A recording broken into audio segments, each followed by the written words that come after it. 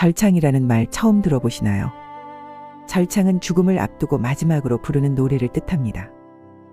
여러분들에게 익숙한 찬송가 중에도 마지막 숨을 몰아쉬며 부른 절창이 있었다면 믿으시겠습니까? 일제강점기 감옥과 처형장 앞에서도 결코 멈추지 않았던 그 찬송들. 지금부터 그 숨막히는 역사 속으로 들어갑니다.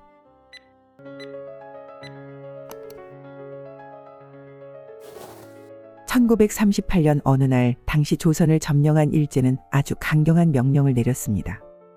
바로 신사참배. 처음엔 국가적 행사라며 가볍게 넘기던 사람들도 점점 그 심각성을 깨닫게 됩니다. 왜냐하면 일제는 단지 행사 참여만이 아니라 천황이 곧 신이라며 절하고 경배하길 요구했던 거죠. 교회가 발칵 뒤집어졌습니다. 신앙의 핵심이 하나님만을 섬기는 것인데 다른 존재를 신으로 인정하라니. 하지만 우리나라 기독교인들은 그들의 예상처럼 그렇게 만만하지 않았습니다. 목숨을 걸고 저항하는 사람들이 나타나기 시작했습니다. 주기철 목사, 이름은 들어보셨을 겁니다. 그러나 그가 신사참배를 거부하며 몇 번이나 옥에 갇혔고 끝내 순교하셨다는 사실도 알고 계셨나요? 주기철 목사는 5차례의 투옥과 고문에도 끝까지 굴복하지 않았습니다. 한 번은 일제 관리가 그에게 제안했습니다. 한 번만 신사에 절하면 당신은 자유의 몸이다. 그때 주기철 목사는 고개를 들고 이렇게 말했다고 합니다. 내 무릎은 천황이 아니라 하나님 앞에만 꿇을 수 있습니다. 주기철 목사의 이 신앙은 훗날 많은 교회와 신학교에 영향을 주었고 사랑의 교회 오정현 목사와 온누리 교회의 하용조 목사도 그 정신을 계승했다고 자주 고백했습니다. 지금 들리는 바로 이 찬송, 내 주를 가까이 하게 함은 처형 직전까지도 그의 입에선 이 찬송이 흘러나왔다고 합니다. 이 곡은 세계적으로도 유명한 곡입니다. 미국 링컨 대통령의 장례식에서 연주되었고 타이타닉 침몰 당시 선상 밴드가 마지막으로 연주했다는 이야기도 있습니다. 작곡가 찰스 애덤스는 그가 죽기 직전 이 곡을 편곡하며 이 노래가 많은 사람의 눈물을 닦아줄 수 있기를 바랬다고 합니다.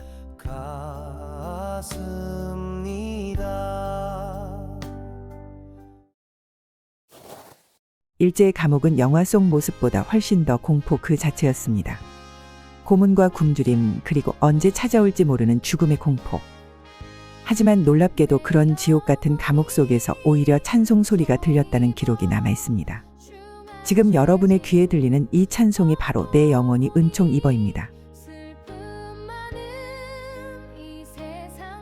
평양 감옥에 수감된 성도들은 밤마다 은밀히 이 찬송을 불렀습니다. 그 가사 하나하나가 성도들의 신앙 고백이었죠. 목숨을 걸고 부른 이 찬송은 일제의 감시마저 무색하게 만들며 죄수들에게 천국의 소망을 심었습니다.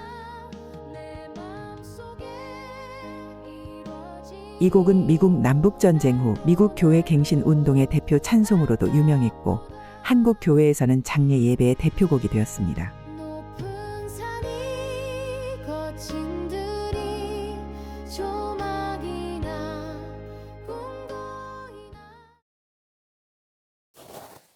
(1939년) 신사참배를 거부하던 교회들은 줄줄이 폐쇄되고 성도들은 박해받았습니다.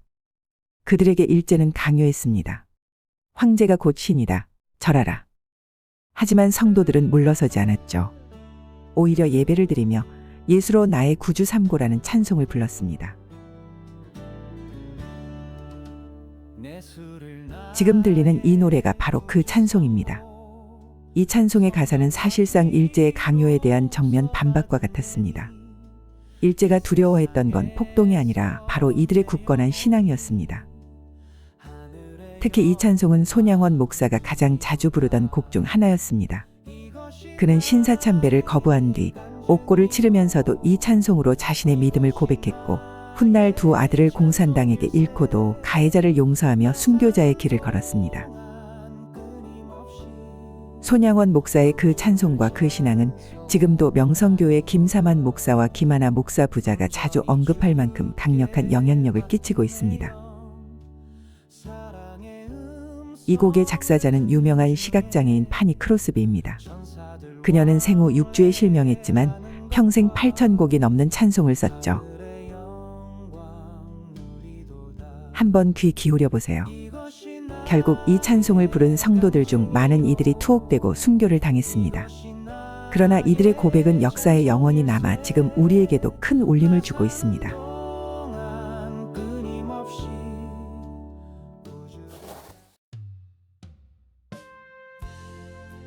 지금 여러분이 듣고 계신 이 찬송, 이 몸의 소망 무언가입니다.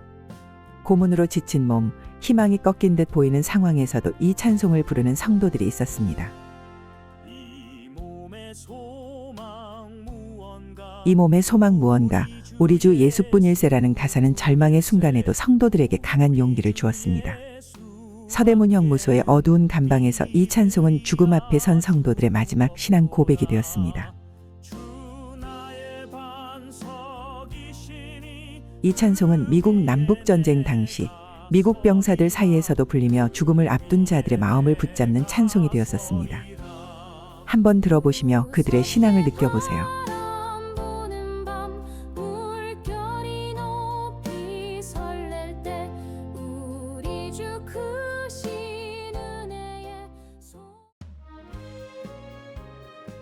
차갑고 어두운 감옥 속에서 하늘만 바라볼 수 있던 사람들. 지금 흐르고 있는 이 찬송, 저 높고 푸른 하늘과를 부르며 자신들의 시선을 천국으로 향하게 했습니다. 당시 제주도에서 복음을 전하다 고립되고 박해받은 이기풍 목사 역시 이 찬송을 즐겨 불렀다고 전해집니다. 외딴 섬에서의 선교는 감옥과 다름없었지만 그는 매일같이 하늘을 바라보며 찬송으로 마음을 견디며 복음을 전했습니다. 고난이 극심했던 시기, 이 찬송은 그들에게 더 이상 고통이 없는 천국의 소망을 상기시켰죠. 그 시절 조용한 제주 섬 어딘가에선가 이기풍이라는 이름의 복음 전도자가 외로움 속에서 같은 찬송을 부르고 있었다는 사실을 잊지 마십시오. 또 재밌는 건 이 찬송이 6.25 전쟁 당시 피난민들이 바닷가나 언덕 위에서 불렀다겁니다. 자신이 가진 것 하나 없어도 하늘만은 자유였던 시절, 이 찬송은 하늘을 바라보며 위로받고자 했던 그들의 노래였습니다.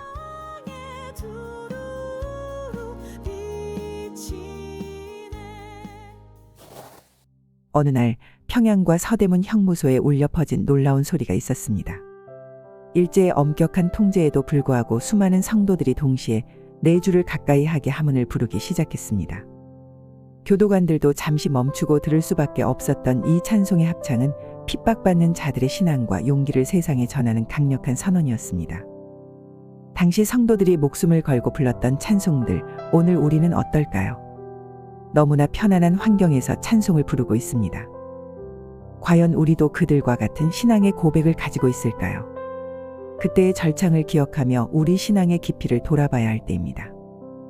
지금 들리는 찬송가, 이 귀한 찬송을 여러분의 삶 속에서도 진심으로 부르며 나아가길 바랍니다. 영상이 좋으셨다면 구독과 좋아요로 함께 해주세요.